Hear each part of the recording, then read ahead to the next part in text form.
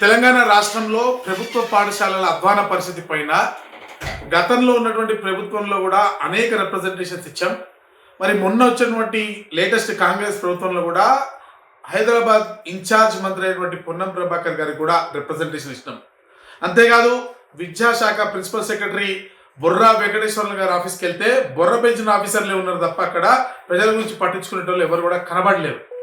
చివరికి దిక్కుతోచని పరిస్థితిలో ఢిల్లీ పోయి జాతీయ మానవ హక్కుల సంఘానికి ఫిర్యాదు చేస్తే ఈరోజు national human rights commission Telangana chief సెక్రటరీకి ఒక నోటీస్ ఇచ్చింది, కేసు రిజిస్టర్ చేసి మరి వచ్చిన కంప్లైంట్ల పైన ప్రభుత్వ పాఠశాలల దీనావస్థ పైన ఒక రిపోర్ట్ తయారు చేసి వెంటనే పంపించమని చెప్పి ఆదేశం ఇవ్వడం జరిగింది.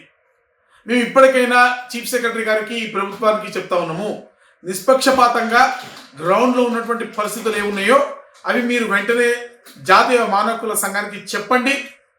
తప్పులు ఏమైనా ఉంటే వెంటనే సరిదిద్దుకుంటామని చెప్పండి.